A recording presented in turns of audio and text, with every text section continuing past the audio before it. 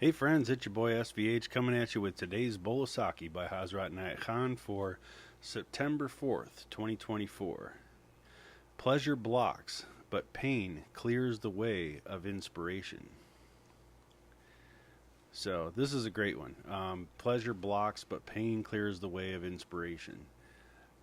So this is true for just about any artist, or if you're an artist or a musician or things like that, you know that the great works of the great artists that have inspired us came from pain.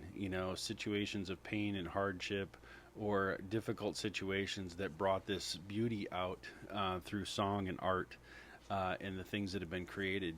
But pleasure sometimes just blocks, because it gets in the way of the real feeling sense, right? It's a momentary excitement, or something that comes along, and it's a fleeting thing, but something that truly lasts, that's inspiring, and that you're inspired to do or to create, that can have a long lasting inspirational effect.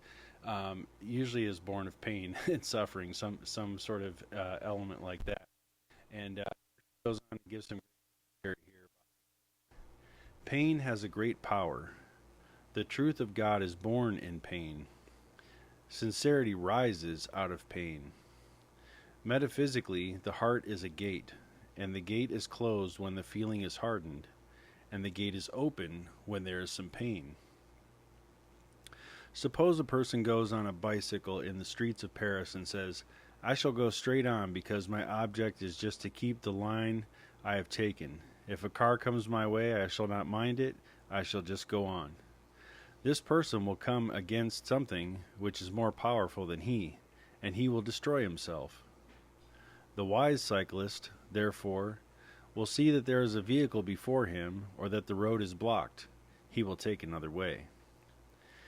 At the time, it is just a little hindrance, yet that resignation makes him safe from disaster, and gives him a chance to strike another line by which he will come to the same destination.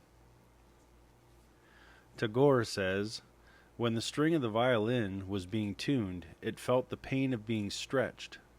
But once it was tuned, then it knew why it was stretched." So it is with the human soul. While the soul goes through pain, torture, and trouble, it thinks that it would have been much better if it had gone through life without it. But once it reaches the culmination of it, then, when it looks back, it begins to realize why all this was meant. It was only meant to tune the soul to a certain pitch. My Murshid, and again, Murshid means teacher, so we typically in our lineage refer to Hazrat Nat Khan as Murshid, because he's the teacher that kind of started the lineage, but from in the West.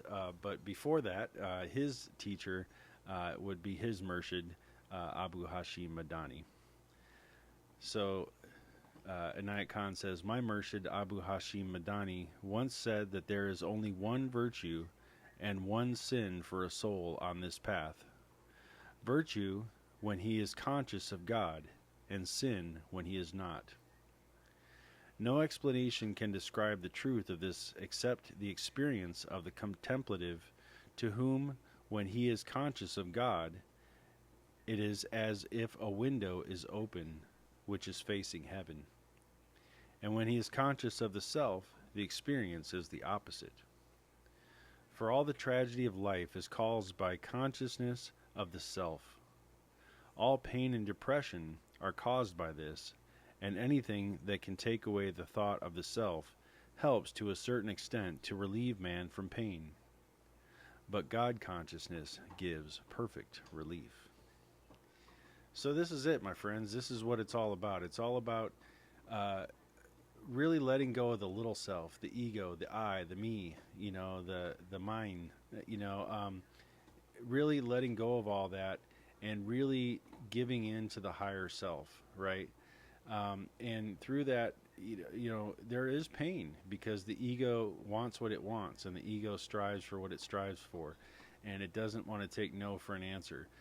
So it pouts and kicks and screams like a little kid when it doesn't get its way.